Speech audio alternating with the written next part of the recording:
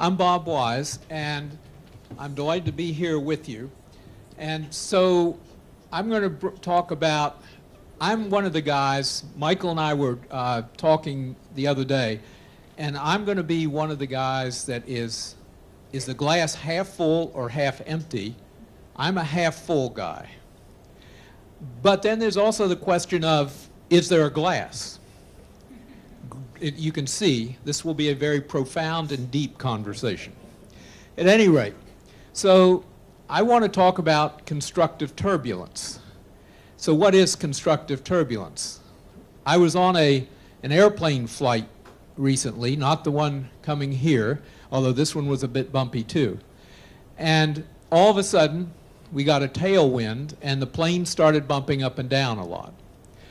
And the pilot came on and said, "You've probably noticed that it is getting very rough."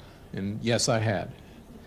He said, but we have picked up a tailwind. We're now going 102 miles faster than we were. And the good news is we will get to our destination a half an hour earlier. It is, and I thought, well, it's still pretty rough. But then I liked what he said. He said, this is what we call constructive turbulence. And that's this period we're in, I believe, in education and with educational technology right now, constructive turbulence. So let me first use some definitions, at least definitions that I use, and so whether you adopt them, we'll see at the end. The first is, when I talk about technology, I'm going to talk about digital learning. And when I use the term digital learning, my meaning is the effective, and I underline effective 3 times, the effective use of any type of technology to advance or improve student learning outcomes. And this can be, yes, it can be online learning, but it's also the data systems that a teacher may use to personalize a student's study plans. It could be online learning. It can be interactive software. It can be the technology that permits teachers to learn through professional development or online professional learning communities in the same way that their students are. So it's any use of technology. So that's digital learning. And then there is blended learning. And blended learning, to me, and people define this differently, but blended learning is the use of technology to advance student learning in the traditional brick and mortar place called school. In other words, students are still going to a school or a learning center of some kind, but there it's a totally different experience.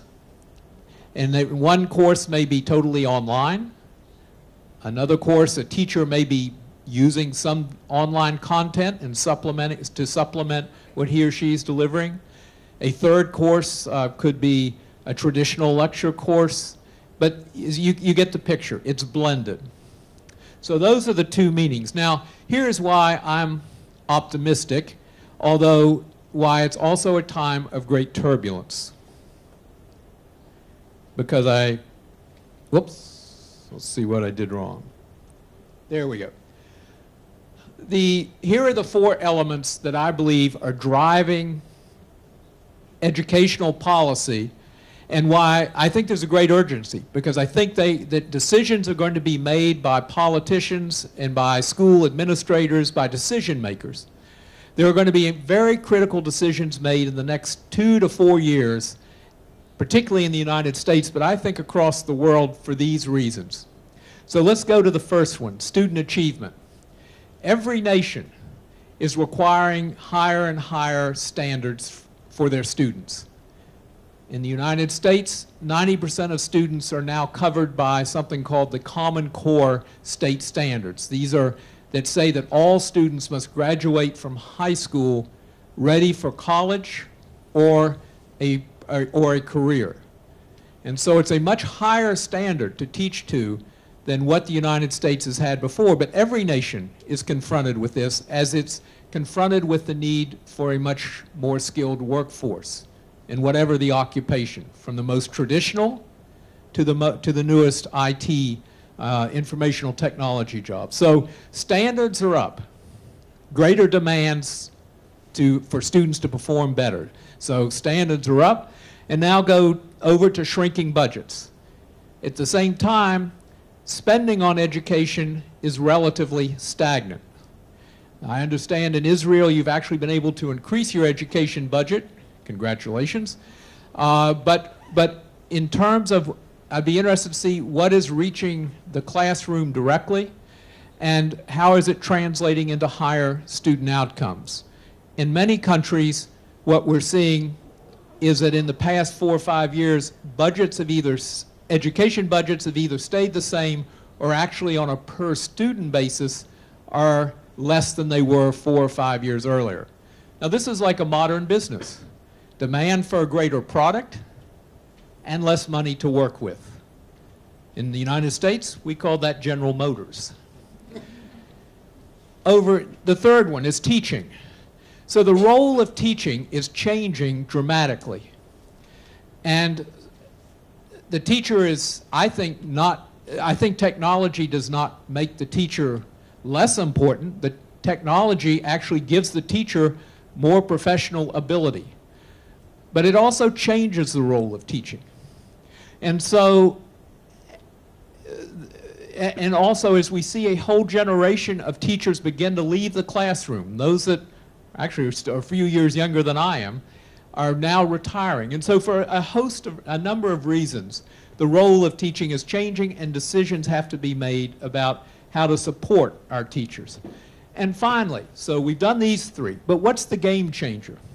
The game changer is technology itself, because it is rapidly exploding all around us, and yet at the same time the price points are dropping. So that tablet that was unthinkable to give every child because it cost so much just a few years ago, today is the cost of a textbook when amortized over several years. That interactive software that seems so expensive, if it's $300 per pupil, if it saves that high school teacher from having to take home 100 papers every other night, so that he or she now has an additional hour or 2 per week to spend actually teaching or with students in individual pursuits, think of the time and money that's saved. And so these 4 drivers, demands are up, money is flat, teaching is changing rapidly, and technology has significantly improved and the prices are dropping. All of that means that great decisions are going to have to be made in the next few years, and I would argue within the next 2, in order to capture all of this. And it's a case for many school leaders, they don't have a choice. They are going to have to meet higher standards, at the same time make critical decisions on technology. So that's why we have a motto at the Alliance for Excellent Education. We want everyone, first of all, to stop and don't buy anything until you plan. Too often people purchase and then they decide what to do with it. Instead, we urge you to plan and then purchase. But when you do that planning, you need to go through a process. What we think this technology revolution should not be is this: simply slapping a netbook on top of a textbook and then saying, voila, we are now high tech. So let's look at what that planning process looks like and what we should be encouraging policymakers to undergo at the same time. So, and if you want to, if you go to the Alliance for Excellent Education website, go to Digital Learning Project 24, you'll see, we have actually developed a strategy template for the planning process, but I'll go through it quickly here. So first of all, like any plan, you set goals. And the goals are the learning goals that you set for your students. What is it you want your students to achieve? and let the students help decide that too. But obviously, it's meeting these higher standards that we all agree are necessary. Then what are the unique challenges? What I saw yesterday in the Negev is a different set of challenges, I suspect, than what is here in Tel Aviv. That there are issues in every community across the world, varying degrees of connectivity, of broadband access, of students' income levels and ability to afford having a data access plan at home, or to afford to bring their own device, internet access device, to school. And so you've got, in many countries with large immigrant populations, we have non-native language speakers in large numbers. And so in Texas, for instance, I can show you a school where 80% of the students are not speaking English as their native language. So they have a set of challenges that's different than my state, where the challenge is, because we're so rural, that there isn't broadband access in many areas when you go home, or even in some of the schools. So you've got your goals, you have your challenges. Here are the 3 T's that I think have to be focused on. What's the first T? Teaching. This is all about the teacher. This is how you support the teacher. And so what is the role of the teacher, and how can you support the teacher to become a professional? Some people talk about the sage on the stage changing to the facilitator or the guide on the side. I prefer what one superintendent in Australia told me one time. He said, we look at our teachers as educational designers, because they have the tools now with technology to be able to develop a guide, a roadway, an individual roadway, a map for every student to learn in the way that they learn best. They have the data systems, they have the interactive software, they have the online content, they have what they need in technology to personalize that. So the first then is, how are you changing teaching? Because you're just not buying technology simply to make things move a little faster so that you can figure out how many more children came through the cafeteria. What you're doing is you're taking technology to transform the learning process. So teaching. So what's the second T? It's the use of time. Because technology is about 24/7 learning, 24 hours a day, 7 days a week. It's about the ability of a teacher to be freed up, to spend more time. It is about moving away from deciding whether or not a student advances based on how long they sit in a seat, to deciding whether they advance based upon whether they demonstrate competency in the subject matter and when they demonstrate competency. So Michael and I may be side by side. He's able to move ahead faster in math. I have more trouble on fractions, so the teacher's able to move him ahead and at the same time work with me. So it's competency-based advancement. It's pretty controversial. My guess is that more and more districts and states are going to be moving towards it. 4 states already are in the United States in the next several years. So we've done teaching and we've done time. So what's left out? The final T. Now we talk about the technology. What is the technology that's appropriate for what it is that we just set out to do? We have our goals, we have our challenges. We've decided how we think teaching ought to be changed and what needs to be done. We're changing the use of time to better reflect a modern society and competency-based advancement. Now what's the appropriate technology? If you're, for instance, in McDowell County, West Virginia, which is very rural, very remote, and without much technology infrastructure, broadband, then you probably don't want to buy everybody an internet access device that they can't use at home. But you might buy them one that is loaded, or you're using interactive software at home in the school that meets those needs. By the same token, if you're in a more urban area, you adjust your technology to your situation. So your 3 T's. I'm going to quickly show you this next slide. These are actually, if you go on our website, these are the elements, we call them gears. But these are the elements that we think every school or district ought to work through as it develops this plan.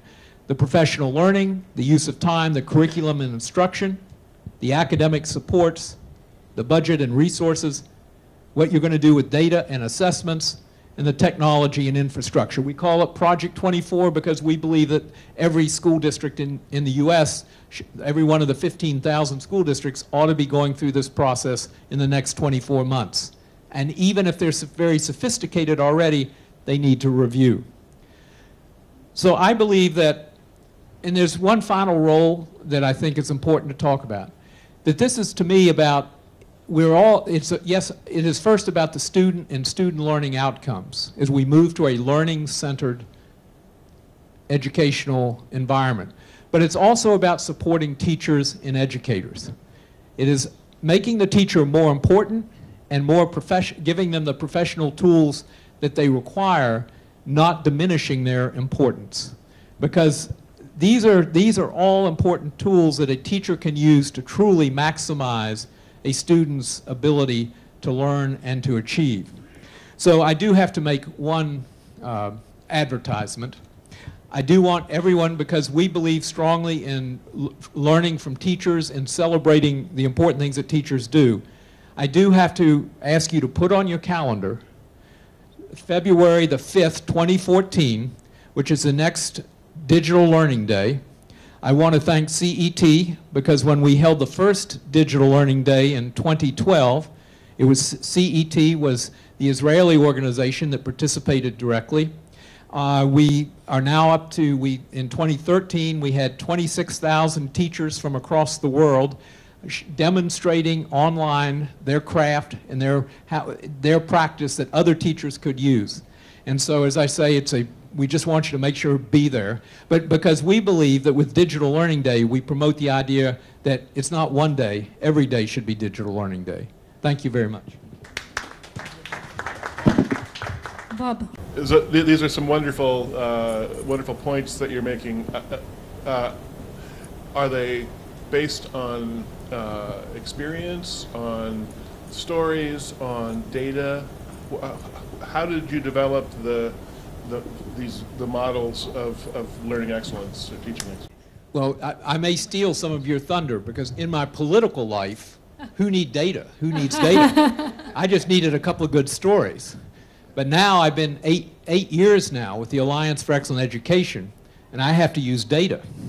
And so what we have developed is based on data.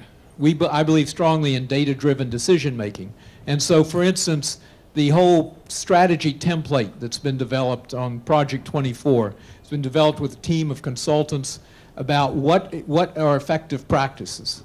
For instance, tomorrow morning, the President of the United States will visit Mooresville, North Carolina.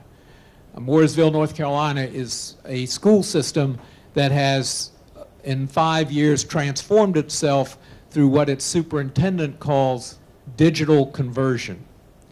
He came in, he went through a planning process much like this. We learned from him. He didn't learn from us.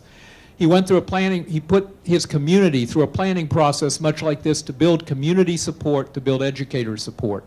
And out of it, Mooresville has now moved from being out of 115 school districts in the state of North Carolina. They were number 99 in student performance and coincidentally in student cost per student. Today, in graduation rates and other measurements, they are number 2 in the state, and they are still 99th in per cost per student. The difference is they changed what they were doing.